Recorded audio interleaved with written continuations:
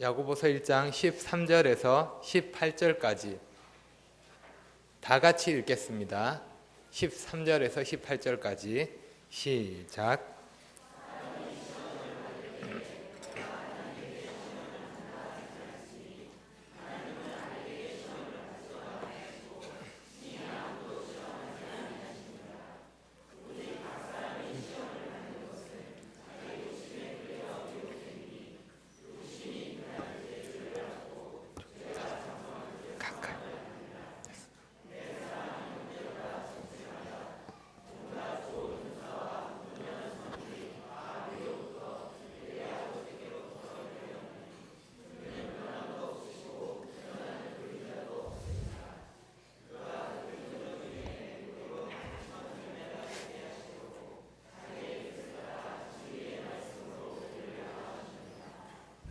네, 감사합니다.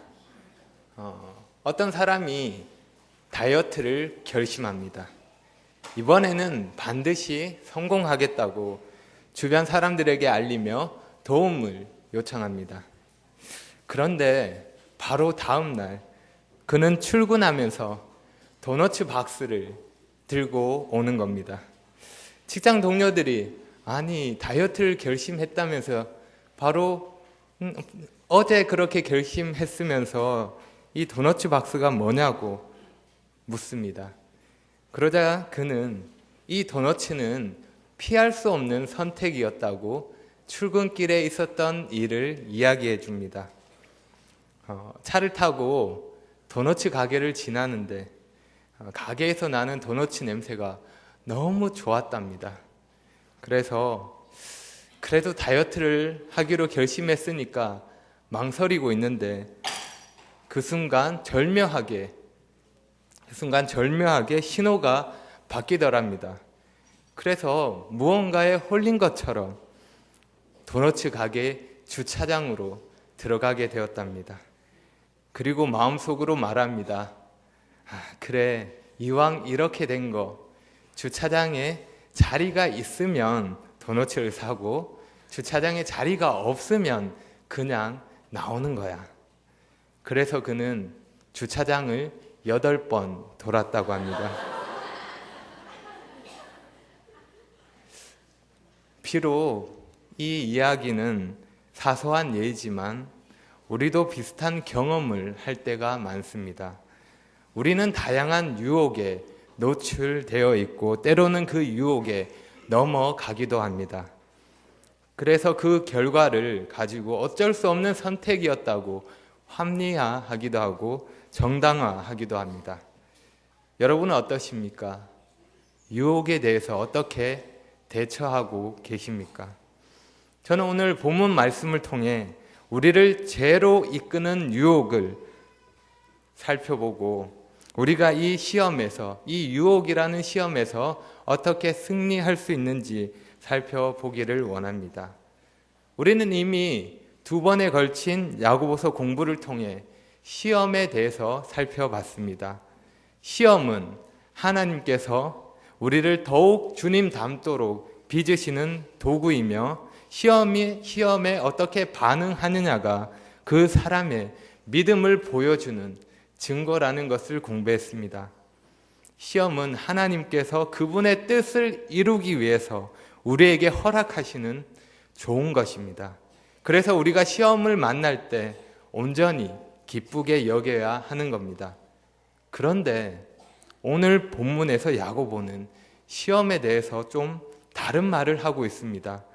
12절까지 야고보가 외적인 환경이나 어려움, 다시 말해 시련이라는 시험에 대해서 언급했다면 13절부터는 우리의 내적인 시험에 대해서, 유혹이라는 시험에 대해서 말씀하고 있는 겁니다. 시련이라는 시험이 하나님의 주권 가운데 허락된 것이란 걸 생각하면 사람이 받는 죄의 유혹도 역시 하나님으로부터 온 것이라고 오해할 수 있습니다. 야고보는 이러한 오해를 바로잡기 위해서 유혹이라는 시험에 대해서 말씀하고 있는 겁니다. 유혹이란 시험도 시련이라는 시험과 같이 모든 사람이 만나게 되는 겁니다. 사람은 누구나 유혹이라는 시험을 경험하며 살아갑니다. 누구도 예외는 없습니다. 우리가 구원받았다고 해서 유혹에서 면제되는 것은 아닙니다. 오히려 구원받은 자로서 더 이러한 유혹에 몸부림치며 괴로워하며 갈등하는 것이 우리의 인생입니다. 우리의 인생의 길, 곳곳에서 만나게 되는 수많은 유혹의 함정들을 미리 알고 벗어날 수는 없습니다. 게다가 유혹에서 한번 승리했다고 해서 그 유혹에 대해서 면역이 생기는 것도 아닙니다. 유혹은 끊임없이 우리를 붙들고 물고 늘어지는 것입니다. 나이가 많든지 나이가 적든지 관계없습니다. 남자든 여자든 어떤 일을 하든 어느 곳에 살든 관계없이 사람이라면 누구든지 유혹을 경험하며 살아가는 겁니다. 심지어 예수님께서도 이러한 시험을 받으신 분입니다. 그런데 예수님은 우리와는 다르게 이 유혹이라는 시험에서 완전히 승리하신 분이십니다. 그래서 그분을 따르는 우리도 그분을 본받아서 유혹에서 이기는 인생을 살기 위해서 노력하고 수고하는 것입니다. 누구도 예외 없이 만나게 되는 유혹이라는 시험. 다시 말하면 여기 계신 분, 어떤 분도 이 유혹에 대해서 자유로운 분은 없다는 겁니다. 그렇기 때문에 우리 모두는 이 유혹에 대해서 대비해야 합니다. 유혹에 대해서 잘 알아야 합니다. 어떻게 대처해야 하는지, 어떻게 해야 이길 수 있는지 알아야 하는 겁니다. 그래서 저는 오늘 유혹이라는 시험에 대해서 3가지로 말씀드리려고 합니다. 유혹에 대한 오해, 이해, 지혜입니다. 먼저 우리는 유혹에 대해서 오해하지 말아야 합니다. 유혹에서 승리하기 위해서는 유혹에 대한 오해를 바로 잡아야 합니다. 13절을 함께 보겠습니다. 사람이 시험을 받을 때 내가 하나님께 시험을 받는다 하지 말지니 하나님은 악에게 시험을 받지도 아니하시고 친히 아무도 시험하지 아니하시느니라. 사람이 유혹을 받을 때 오해하는 것이 있습니다. 그것은 하나님께서 나에게 이런 유혹을 주셨다는 겁니다. 그래서 하나님을 원망하며 하나님께 그 죄의 탓을 돌리는 겁니다. 나를 유혹에 빠지게 한 근원으로 하나님을 생각하는 것입니다. 그리고 이렇게 말합니다. 나는 하나님 때문에 죄를 지었어. 이런 환경을 허락하신 하나님 때문에 난 어쩔 수 없는 선택을 한 거야. 그래서 이 모든 것은 하나님 책임이야. 정말 그럴까요? 우리가 유혹에 넘어갈 때, 유혹에서 실패할 때, 우리가 죄의 유혹에 빠지게 될 때, 그 원인을 내가 아닌 다른 곳에서 찾기를 원합니다. 핑계를 대며 책임을 미루는 겁니다. 특히 유혹의 근원에 대해서 하나님으로 생각하고 하나님께 원망하게 되는 겁니다. 우리는 죄의 근원을 다른 사람에게 돌리려고 하는 본성을 가지고 있습니다. 우리는 그것을 아담에게서 볼 수 있습니다. 그리고 우리는 그것을 아담으로부터 물려받았습니다. 아담이 하나님께 불순종했을 때 하나님을 두려워하여 숨었습니다. 그리고 하나님께서 그에게 물으셨을 때 이렇게 대답합니다. 창세기 3장 12절에 아담이 이르되 하나님이 주셔서 나와 함께 있게 하신 여자 그가 그 나무 열매를 내게 주므로 내가 먹었나이다. 아담은 하나님께 불순종하고 나서 그 잘못을 아내에게로 돌립니다. 결혼 전에는 아내를 보며 내 뼈 중에 뼈요, 내 살 중에 살이로다 라고 고백했던 아담이 이제는 이 여자 때문에 내가 불순종하게 되었다고 말하는 겁니다. 자매님들 어떠십니까? 아담의 모습 속에서 남편의 모습이 보이십니까? 네, 신혼 때는 어쩌면 잘 안 보일 수도 있습니다. 나중에 보게 되더라도 놀라지 마십시오. 그런데 아담이 했던 말을 자세히 살펴보면 단순히 아담이 여자에게만, 아내에게만 잘못을 돌리는 것이 아님을 알 수 있습니다. 하나님이 주셔서 나와 함께 있게 하신 여자, 이것은 하나님을 원망하는 겁니다. 나는 아닌데 하나님이 이 여자를 주셨고 하나님이 주신 이 여자 때문에 내가 범죄하게 되었다고 말하는 겁니다.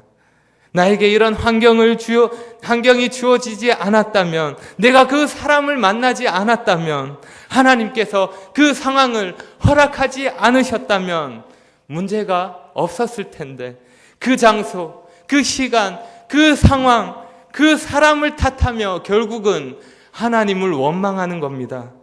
하나님 왜 나를 이렇게 만드셨나요? 여러분, 이것은 오해입니다. 아닙니다. 야고보는 분명하게 하나님은 아무도 유혹하지 않는다고 말씀합니다. 하나님은 유혹을 받지도 아니하시고 유혹하지도 아니하십니다. 하나님은 사람을 죄로 이끄는 분이 아니십니다. 우리를 넘어지게 하려고 유혹하는 분이 아니라는 겁니다. 우리가 절대로 오해해서는 안 되는 것이 이것입니다. 유혹의 근원은 하나님이 아닙니다. 하나님은 절대로 우리를 죄에 빠지게 하려고 유혹하지 않으십니다. 우리의 실패를 기뻐하지 않으십니다. 여러분, 이 사실을 명심하시기 바랍니다. 우리에게 주어진 모든 것은 하나님의 놀라운 섭리 가운데 그분의 선하신 뜻을 이루기 위해서 그러한 목적으로 허락된 것입니다. 하나님은 우리가 감당할 수 있는 시험만을 허락하십니다. 그러면 우리가 경험하는 유혹은 무엇입니까? 죄를 짓도록 우리를 시험에 들게 하는 유혹의 근원은 무엇입니까? 무엇이 문제입니까? 우리는 이제 유혹에 대한 오해를 벗어나 유혹을 제대로 이해할 필요가 있습니다. 그래야 유혹에서 승리할 수 있기 때문입니다.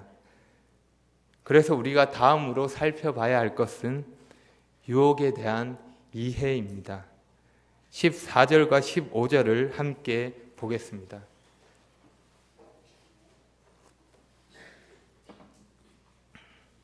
14절, 오직 각 사람이 시험을 받는 것은 자기 욕심에 끌려 미혹됨이니 욕심이 잉태한 즉 죄를 낳고 죄가 장성한 즉 사망을 낳느니라.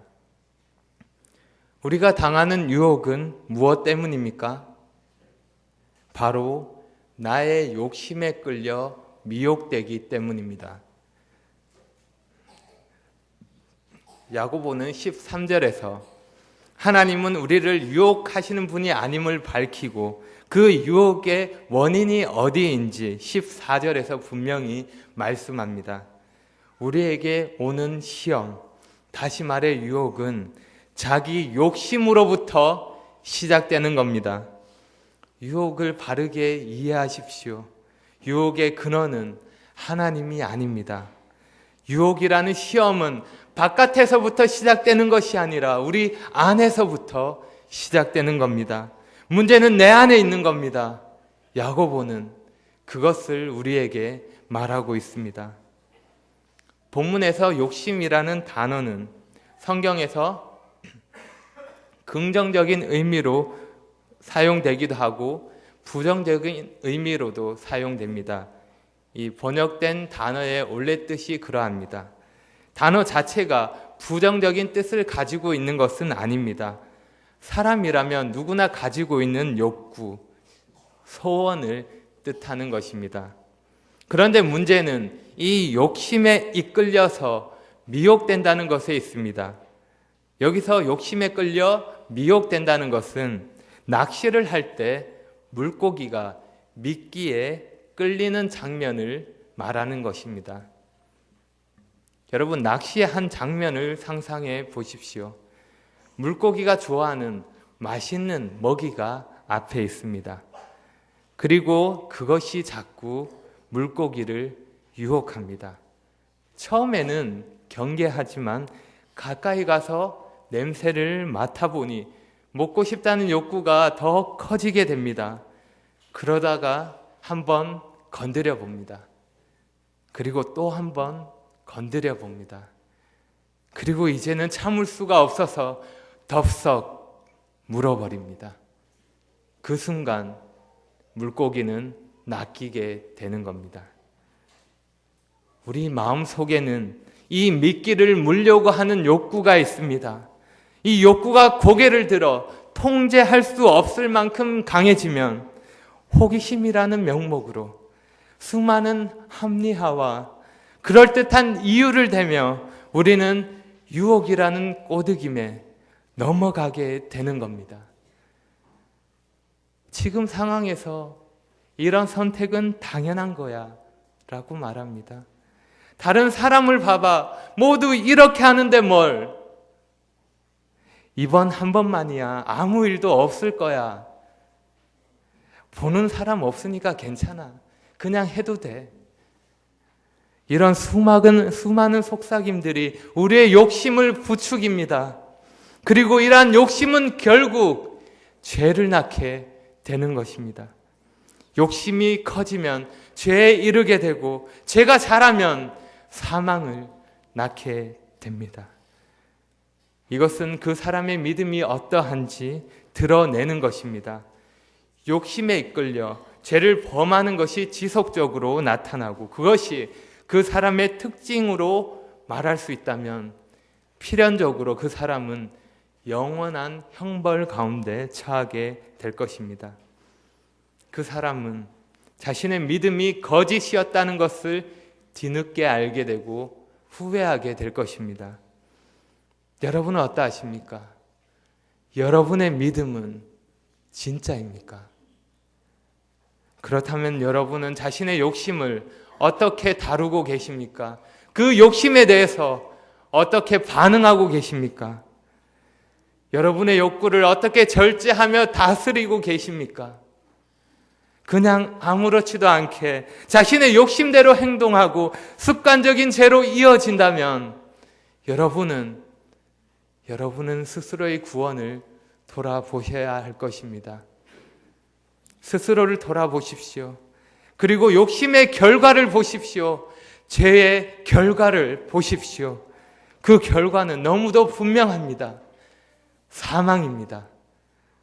유혹이 순간적인 만족이나 달콤한 쾌락으로 우리를 부르고 손짓하지만 그 유혹에 넘어감으로 인해 치러야 하는 대가는 너무도 큰 것입니다. 정말 가치 있는 소중한 것을 정말 무가치하고 형편없는 것으로 바꾸는 것, 정말로 어리석은 선택을 하는 것이 바로 죄입니다. 죄는 그 순간 그것만 얻게 되면 모든 것이 괜찮을 거라고, 만족할 수 있다고, 그것만 차지하려고 안달하도록 우리를 이끌지만 결국 그것을 가졌을 때 남는 것은 후회와 허무함 뿐입니다. 왜 이런 어리석은 선택을 하겠습니까? 나의 마음이 욕심으로 뜨거워질 때 지옥의 뜨거운 불길을, 그 무서움을 생각해 보십시오. 그리고 유혹의 결과를 기억하십시오. 그 끝은 사망입니다. 여러분이 정말 구원받았다면 영원한 사망에 떨어지지는 않을 것입니다. 하지만 그럼에도 죄는 우리를 붙들어 매고 우리로 하여금 하나님을 위해 살지 못하도록 합니다. 우리의 삶에서 하나님의 영향력을 나타내지 못하게 하는 겁니다. 그러니 여러분, 속지 마십시오. 세상은 갈수록 죄를 죄라고 말하지 않습니다. 죄를 나름의 논리로 꾸미고 죄를 용납하는 것을 당연하게 생각합니다. 하지만 죄는 죄일 뿐입니다. 세상에서 죄에 대해서 어떻게 말하든지 관계없이, 죄를 어떻게 미화시키고 다른 말로 어떻게 표현하든지 관계없이 우리는 단호하게 죄를 죄라고 말하고 이 죄를 멀리해야 할 것입니다.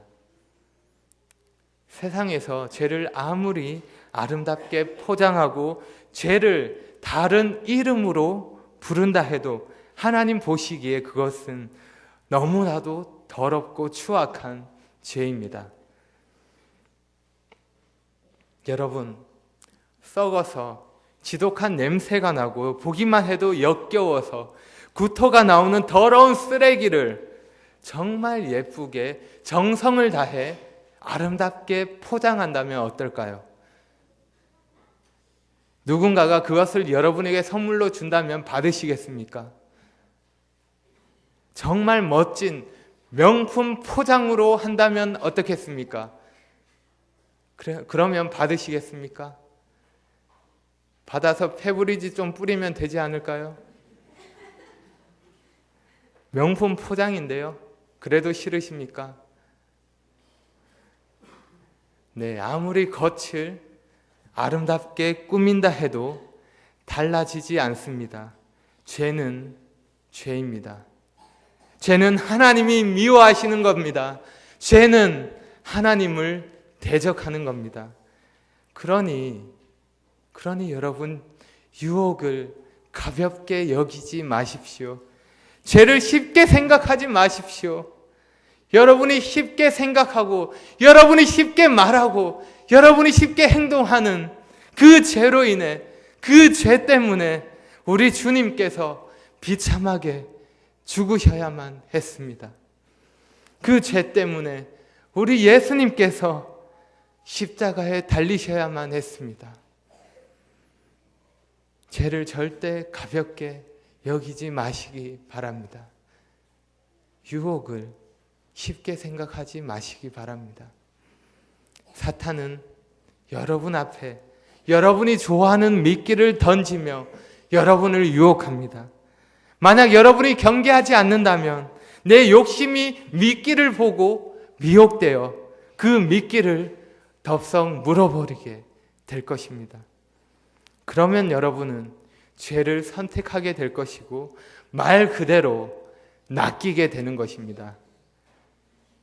요즘은 신종사기라고 해서 우리를 낚으려고 하는 다양한 시도가 있습니다. 여러 종류의 피싱이 있는 것입니다. 그래서 우리는 주의하며 경계를 합니다. 그래서 전화를 받거나 문자를 받을 때에도 조심합니다. 그런데 우리가 그것보다 더 주의를 기울이고 조심해야 하는 것은 유혹이라는 피싱입니다. 그것은 우리의 개인 정보보다, 우리의 물질보다 더 소중한, 더 중요한 생명이 달린 일이기 때문입니다. 그러면 우리가 이러한 유혹에서 승리하기 위해서 어떻게 하면 좋을까요? 우리는 마지막으로 유혹에 대한 지혜를 살펴봐야 합니다. 유혹에서 승리하기 위한 지혜입니다. 17절, 18절을 함께 보겠습니다.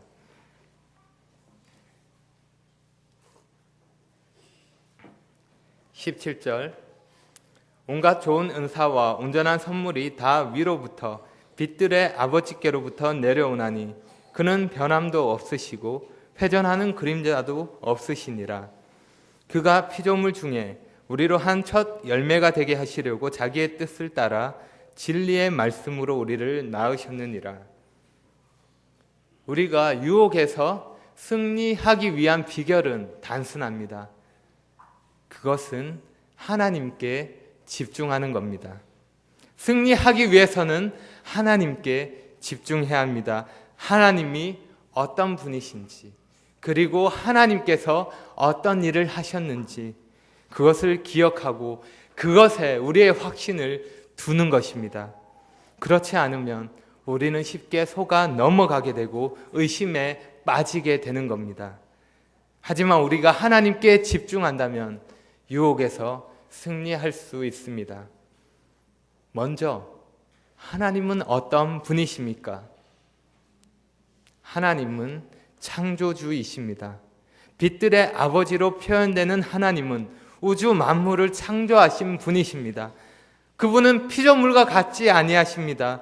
피조물은 변하지만 창조주 하나님은 변함이 없으신 완전한 분입니다. 그분은 우리에게 온갖 좋은 은사와 온전한 선물을 주는 분이십니다. 하나님은 변함이 없으십니다. 오늘은 좋은 것을 주셨다가 내일은 나쁜 것을 주시는 그런 분이 아니십니다. 그리고 그 좋으신 하나님께서, 창조주 하나님께서, 변함이 없으신 하나님께서 무엇을 하셨습니까? 피조물 중에 하나인 우리를 거룩하게 하시려고 따로 구별하셨습니다. 우리를 하나님의 것으로 따로 분리하신 것입니다. 그래서 하나님의 자녀가 되게 하셨습니다. 진리의 말씀으로 우리를 낳으셨습니다.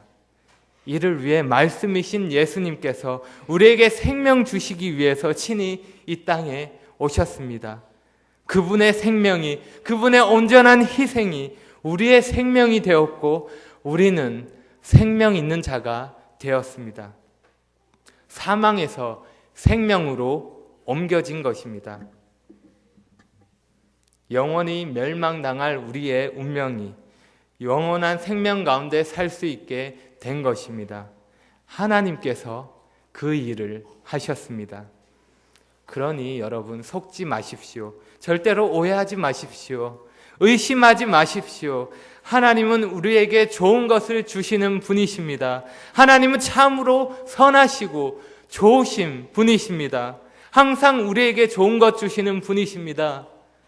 때로는 그것이 우리가 보기에 안 좋아 보일 수 있습니다. 때로는 그것이 나의 마음에는 들지 않을 수도 있습니다. 때로는 그것 때문에 내가 힘들 수도 있습니다. 하지만 우리가 확신을 가지고 집중해야 할 것은 하나님은 변함이 없으신 완전한 분이라는 겁니다. 그 하나님께서 진리의 말씀으로 우리를 낳으셨다는 것입니다. 그러니 그분에 향한 신뢰를 굳건하게 하고 그분이 나에게 하시는 일을 의지하며 유혹을 물리치시기 바랍니다. 승리는 우리가 하나님께 집중할 때 가능한 것입니다. 우리가 그분의 진리를 추구할 때 가능합니다. 진리의 말씀으로 태어나 우리에게 필요한 모든 것을 하나님께서 제공하시며 우리를 양육하시며 보호하실 것입니다. 여러분이 현재 어떠한 유혹을 당하든 그것이 얼마나 끈질기든 상관없이 하나님 아버지께서는 온전한 은사와 승리를 우리에게 주십니다. 이 사실이 우리의 마음을 강건하게 하며 유혹에 맞설 힘이 되는 것입니다. 어떠한 상황 가운데서도 분명하게 말할 수 있는 한 가지는 그 한 가지는 하나님께 집중하면 그분께 집중하면 유혹에서 승리할 수 있다는 것입니다. 하지만 그분이 아니라 다른 것에 마음을 빼앗기고 다른 것을 바라보고 다른 것에 주목하면 우리는 유혹에 넘어가게 됩니다. 쉽게 넘어지게 됩니다. 제가 주는 일시적인 만족에 나 자신을 내어주지 마십시오. 우리는 죄를 위해 이 땅에 존재하는 것이 아닙니다. 하나님을 기억하십시오. 우리가 하나님을 잊어버리게 되면 죄에 빠지게 됩니다. 우리가 죄를 짓게 되는 것은 바로 하나님을 잊어버리기 때문입니다. 그러기 위해서 말씀을 가까이 하십시오. 하나님께 집중하기 위해서는 그분의 말씀을 가까이 해야 합니다. 다른 방법이 없습니다. 예수님께서도 사탄에게 시험을 받으실 때 기록된 구약의 말씀으로 승리하셨습니다. 하나님 마음에 맞는 자였던 다윗은 이렇게 고백합니다. 내가 주께 범죄하지 아니하려 하여 주의 말씀을 내 마음에 두었나이다. 하나님이 주신 가장 위대하고 완전한 선물인 하나님의 말씀을 읽고 묵상하고 암송하십시오. 그러면 우리 인생 가운데 유혹이 몰아친다 하더라도 견고히 설 수 있을 것입니다. 진리의 말씀으로 태어난 우리가 하나님 말씀으로 우리 마음을 채울 때 승리할 수 있는 것입니다. 말씀을 내 마음에 풍성하게 거하게 하시고 유혹이 찾아왔을 때 분명하게 아니야 라고 말씀하십시오. 직접 입으로 소리를 내어서 말씀하시기 바랍니다. 어떻게 해요? 아니야. 영어가 익숙하신 분들은 이렇게 말씀하셔도 됩니다. No. 네. 여러분에게 유혹이 찾아왔을 때 어떻게 해야 된다고요? 네. 아니야. No. 라고 말씀하십시오. 아니야. 난 그것에 속지 않아.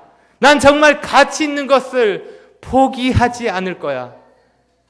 이렇게 말씀하시며 반복해서 되새기며 여러분의 마음에 새기기를 바랍니다.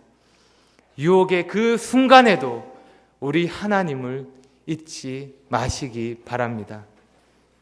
이 자리에 계신 유평교회 성도 여러분, 하나님을 기억하십시오. 그러할 때 우리는 유혹에서 승리할 수 있습니다. 에스키모들이 1위를 사냥하는 방법을 소개함으로 오늘 말씀을 마치려고 합니다. 그들은 칼 한 자루와 짐승의 피만으로 1위를 잡습니다. 먼저 예리한 칼날에 짐승의 피를 발라서 그것을 얼 때까지 놓아둡니다. 그리고 나서 그 위에 또다시 피를 바르고 또 얼리고 또다시 피를 바르고 얼리는 과정을 반복합니다. 그래서 피가 칼날을 완전히 덮을 때까지 계속합니다. 그런 다음 칼날을 위로 보이게 하고 칼 자루를 땅에 단단히 묻습니다. 그러면 밤중에 이리가 피냄새를 맡고 와서 그 칼날을 핥기 시작합니다. 얼어붙은 짐승의 피와 싸늘한 칼날이 이리의 혀를 마비시키고 이리는 칼날에 제 혀가 베이는지도 모르고 그 칼날을 계속 핥게 됩니다. 그리고 자신의 피를 먹으며 하지만 그럼에도 불구하고 고통을 느끼지 못한 채 더욱 허겁지겁 그 칼을 핥기 시작합니다. 그리고 결국 혀는 갈갈이 베이게 되고 이렇게 이리는 피를 흘리며 죽게 되는 것입니다. 유혹이라는 것이 이와 같습니다. 욕심에 끌려 죄에 빠질 때 그 결과는 너무도 분명한 것입니다. 어느 날 아침에 일어나 모든 것이 너무 평온해. 오늘은 특별히 내 인생을 한번 망치는 일을 해야겠어 라고 말할 사람은 아무도 없습니다. 아무도 그런 생각으로 시작하지는 않습니다. 하지만 그러한 결과를 자처하는 사람은 헤아릴 수 없을 만큼 많습니다. 혹시 여러분은 불 가까이 가면서 나는 괜찮다고 생각하지는 않으십니까? 지혜로운 사람은 활활 타는 불길 가까이에는 다가가지 않습니다. 유혹이라는 손님이 여러분 마음의 문을 두드리며 노크할 때 문을 열어주지 마십시오. 아니야 라고 말씀하시며 시작부터 기회를 주지 마시기 바랍니다. 야고보는 우리에게 인생에게 존재하는 두 가지 길을 대조합니다. 하나는 성숙에 이르는 길이고 다른 하나는 죄에 이르는 길입니다. 하나는 시련을 견뎌내므로 되는 길이고 다른 하나는 유혹에 넘어감으로 이르게 되는 길입니다. 그리고 하나는 풍성한 삶으로 이르는 길이고 다른 하나는 사망으로 떨어지는 낭떠러지 길입니다. 지금 여러분은 이 두 길 가운데 어떤 길을 걷고 계십니까? 기도하겠습니다.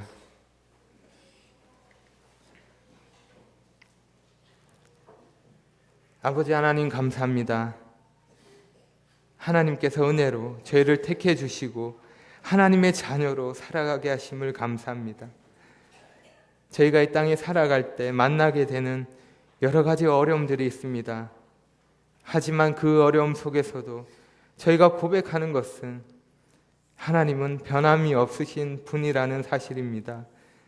하나님은 참으로 선하신 분이십니다. 하나님은 참으로 완전하신 분이십니다. 저희가 항상 이 사실을 기억함으로 우리 자신의 욕심을 다스리며 죄를 멀리하는 삶을 살 수 있도록 도와주시기를 원합니다. 유혹에 대해서 단호하게 아니라고 말하고 거절하며 그 유혹에서 승리하는 삶을 살 수 있도록 주님께서 함께해 주시고 인도해 주시기를 원합니다. 모든 것 감사합니다. 예수님의 이름으로 기도합니다.